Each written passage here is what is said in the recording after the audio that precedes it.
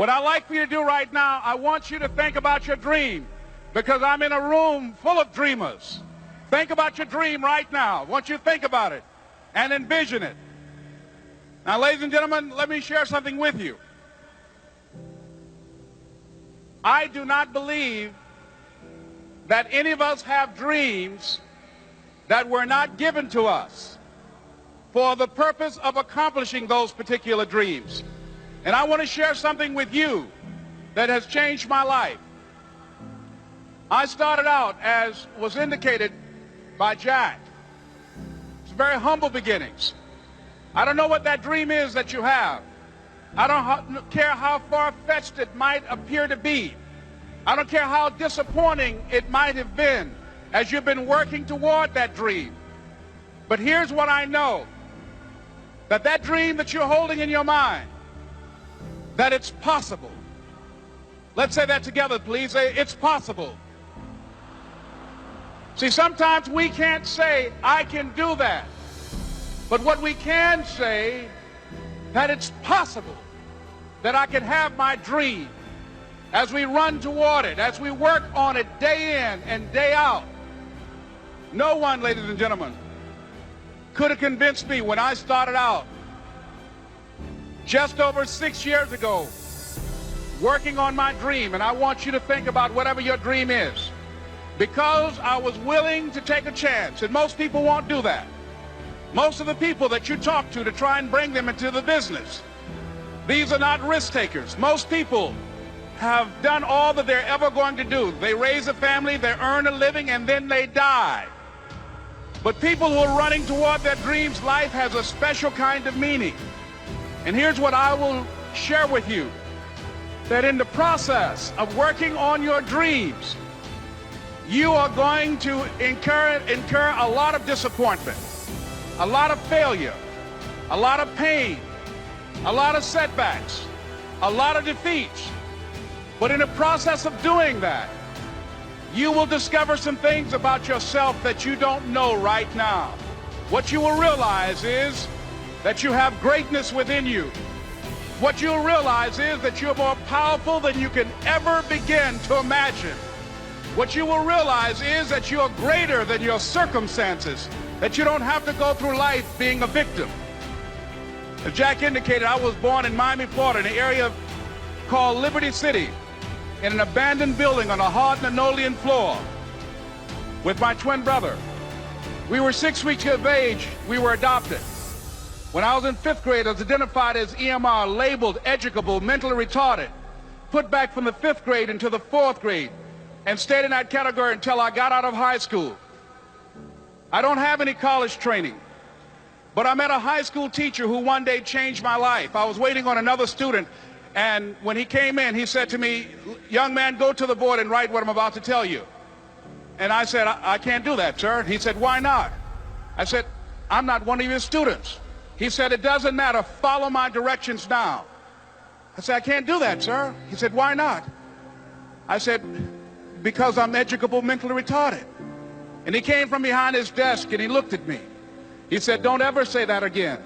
Someone's opinion of you does not have to become your reality. And that man, Mr. Leroy Washington, did something for me. He started planting seeds in my mind that enabled me to begin to dream, as Dexter has been doing for you. And ladies and gentlemen, I started working on my dream. And most people don't work on their dreams. Why? For many years I didn't. One is because of fear. The fear of failure. What if things don't work out? And the fear of success. What if they do and I can't handle it? The other thing is that most people, ladies and gentlemen, they get comfortable. They stop growing. They stop working on themselves. They stop stretching. They stop pushing themselves. And they end up becoming very cynical about life. And they throw in the towel on themselves and on their families and on their dreams. And the other thing is that most people don't feel worthy. What I'm doing now, I could have been doing years ago. But because I did not have a college education, because I didn't believe in myself, because I allowed other people's opinion of me to control my destiny, I didn't act on my ideas. So I applaud you for your dreaming, for your running toward your dream. I applaud you for believing in yourself, because that's what life is about, stretching and challenging, looking for ways that you can begin to improve yourself. And ladies and gentlemen, as a result of stretching out, of acting on my dream, and I don't know what that dream is for you, I can tell you that it's possible. No one could have convinced me that after just over 6 years, I will have my own book entitled Live Your Dreams. Just over 6 years, I will have 5 specials on public television. Just over 6 years, I've done motivational speaking for AT&T, Procter & Gamble, McDonald's Corporation, Xerox, IBM. Just over 6 years. I will now have my own talk show that will premiere on Monday, Labor Day. I'm saying to you, your dream is possible. Your dream is possible. But not only is it important that you believe and begin to know that it's possible for you to live your dream as you run toward it, but I've done something that I want to share with you called Choosing Your Future. In fact, I've developed a set of tapes talking about how to begin to create your own reality by choosing your future.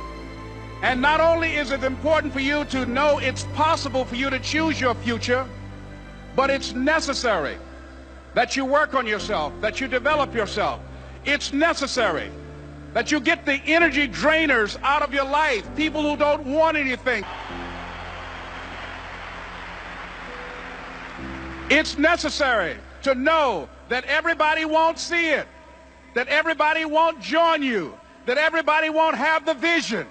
It's necessary to know that a lot of people like to complain, but they don't want to do anything about their situation, that you are an uncommon breed. You know, you have to know within yourself that I can do this. Even if no one else sees it for me, I must see it for myself. That's necessary. It's also, ladies and gentlemen, necessary that you be creative when you're working on your ideas, that you understand the importance of changing up, of readjusting your strategies. Many times we can have a great idea, but if you're not advancing it in the right way and things don't happen, you become discouraged and think the idea doesn't work. No, that's not true. It's necessary that we become creative. I remember when I was in New York walking down the street, and a guy approached me and said, "Hey, mister, can I shine your shoes?" And I said, "No, I'm in a hurry. I don't have time." I kept walking. Someone else said, "Hey, man, your shoes look clutty. May I shine your shoes?" I said, "No, I don't have time. I'm sorry, I'm busy." And I was walking fast, and many people solicited me for my business. And then finally, a young man stepped in front of me, and he said, "Excuse me." And he started counting, 97, 98, 99, 100. He said, "Sir?" I said, "Yes." He said, "Come here, please." I said, "What is it?" He said, "Today is my birthday. And every year, just to thank God for another year of life, the 100th person who passes my shoe shine stand, I offer them a free shoe shine.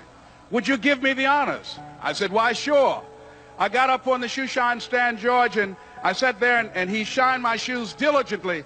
And when I got down, I looked at them, they were sparkling.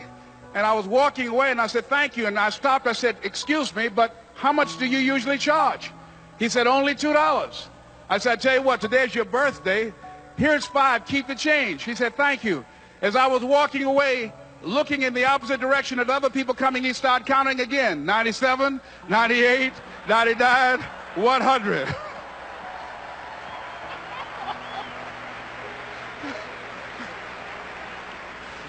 It's necessary that you be flexible, that you are always thinking of how can I improve this better. This is a customer-driven economy. It's necessary for you to always explore various ways in which you can improve the quality of service that you're providing for the people in your organization. I remember something, a major company had talked about the extra value service they were providing for their customers. And the lady who had the news conference summarized it this way. She said, "It's not our intention to satisfy our customers or to please our customers. Our intention is to amaze them." It's necessary, if you're going to compete today, that you look for ways to amaze your customers by being one of those individuals that keep your commitments, that keep your word, that's relentless. It's necessary as you work with the people that you bring into your organization, that they see that you are a good example of a person to work with because you model integrity and determination and ambition and truth and honesty and the way in which you conduct business. The next step is, that is you. That is you. That no one can do it for you but you. And even though you face disappointments, even though you will experience some setbacks, it goes with the territory. You must understand that. I remember I was playing a game with my 9-year-old son, John Leslie, and I beat him 10 straight games in a game called Connect 4. And finally, I said, John Leslie, I'm bored. I don't want to play you anymore. And I got up. I said, I'm ready to go to sleep now. And repeat after me, please. Let's say this together. It's not over until I win. John Leslie said, no, you can't go now, Dad. I said, why? He said, it's not over until I win. That was his attitude. We sat down and we played several other games. And finally, after the 11th game, John Leslie won, and he got up and he yawned. And he said, I'm ready to go to sleep now. And I'm saying to you, what if all of us took that attitude after we face a rejection and a no, or we have a meeting and no one shows up, or somebody say, you can count on me, and they don't come through? What if we have that kind of attitude? The car's repossessed. Nobody believes in you. You've lost again and again and again. The lights are cut off, but you're still looking at your dream, reviewing it every day, and say to yourself, it's not over until I win.